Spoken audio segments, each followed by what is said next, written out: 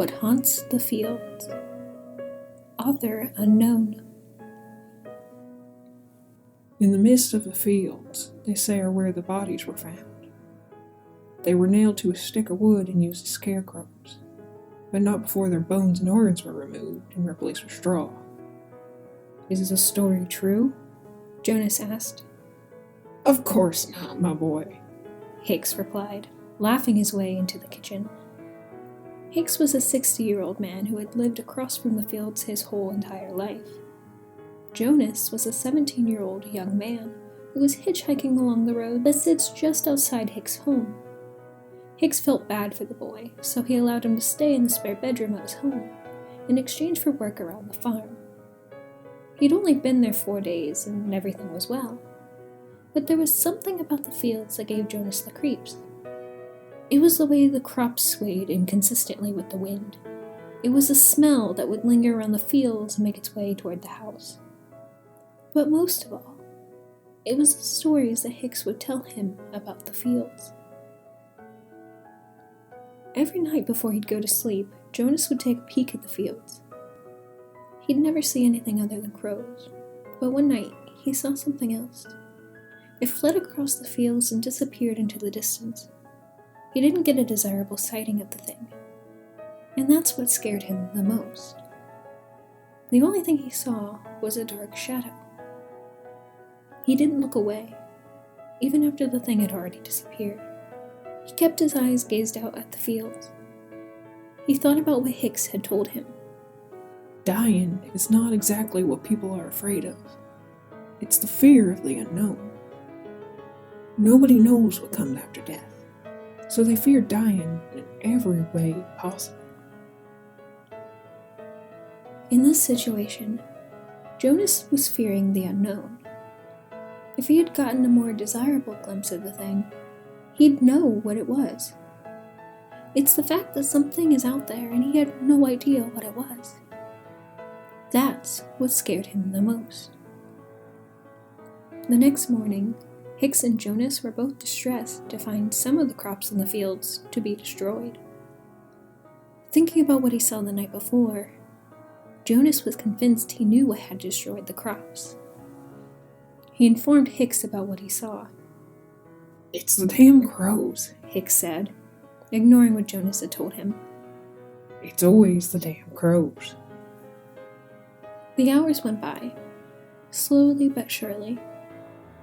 Jonas was just finishing up work in the barn and heading toward the house when he heard something shuffling through the fields. He was curious, but yet afraid of the unknown. He walked cautiously into the dark fields, the moon being his only source of light. He had a pitchfork in his hands, and he held that pitchfork in a defensive position as he shuffled through the fields.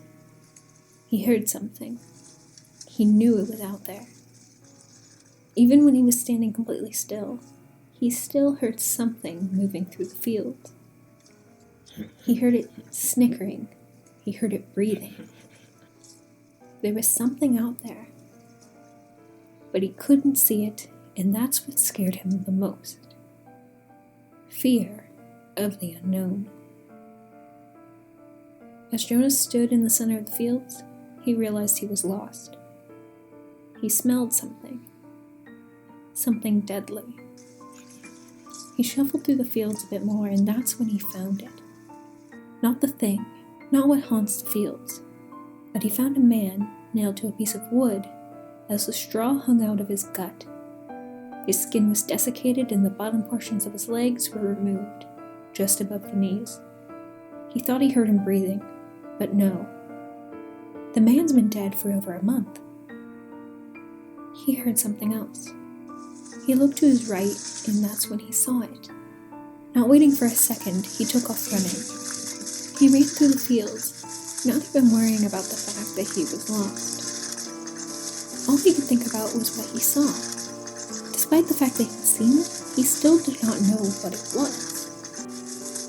Fear of the unknown. He kept running, shuffling through the fields as horrified as he could be, until he ran into Hicks, who'd gone out to look for him.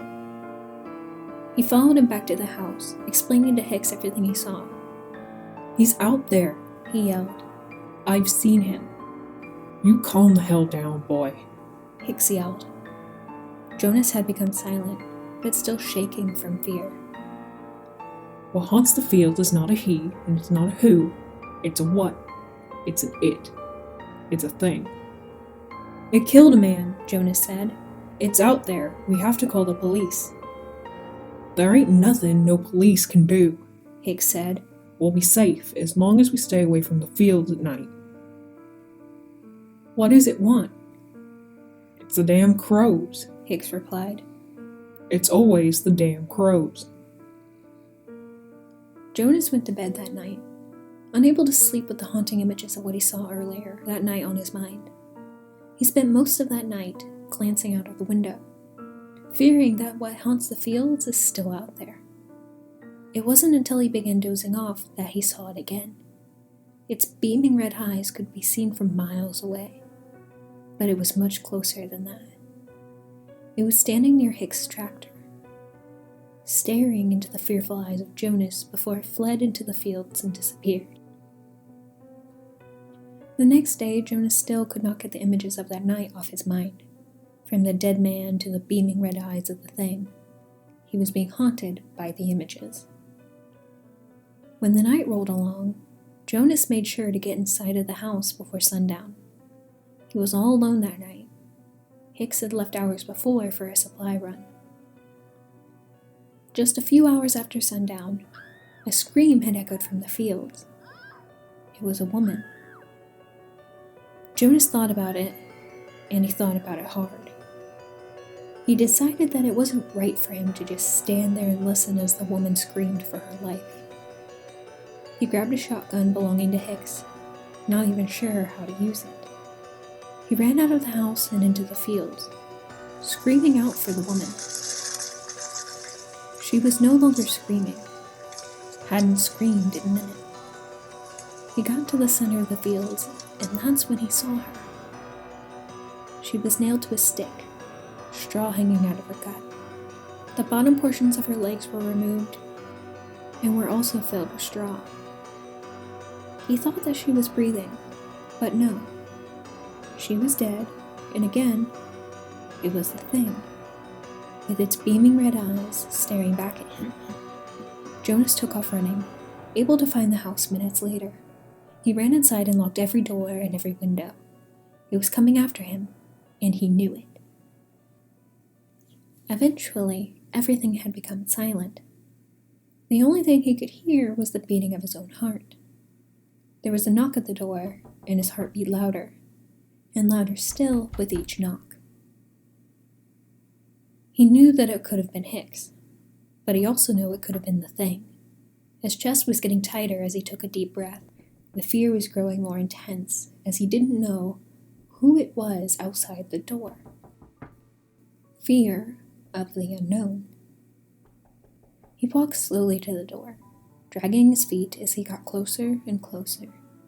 He looked through the peephole, but all he could see was a bright red. It blinded him for a few seconds, but he knew what it was because he'd stared into that red twice before. He backed hurriedly from the door. Unsure of what to do, he hid inside his bedroom closet. Everything was quiet for a minute. The only thing he could hear was his own breathing. When the front door creaked open, the fear got more intense and his chest even tighter. He tried with everything he had to not even make the smallest sound. The sound of the footsteps wandered through the home and made its way toward Jonas. They were getting closer, and the closer they got, the louder his heartbeat would sound. His bedroom door creaked open. Whatever or whoever it was in the room. Its breathing. He could hear its breathing as it was louder than it had ever been before. The closet door creaked open, and Jonas was certain he was the next to be nailed to a stick and displayed as a scarecrow. However, it was Hicks who stood in front of him. What are you doing, boy? He yelled, taking the gun from Jonas. It was here, Jonas said. It was outside the door. Hicks shook his head as he was snickering, a sound so familiar to Jonas. You got it all wrong, my boy, he said. You see, I left out a very important part about what haunts the fields. He got closer as Jonas backed up against the wall. It doesn't just kill anybody.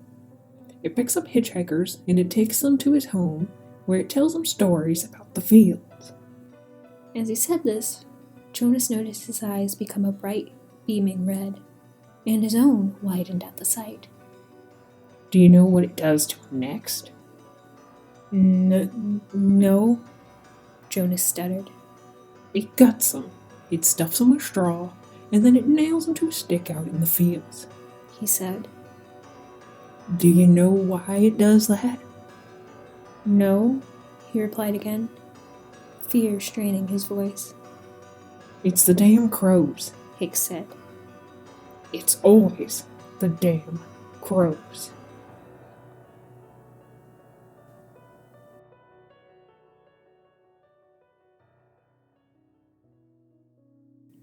Well, I don't know about you, but I rather enjoyed that story. Tell me, was it creepy enough for you?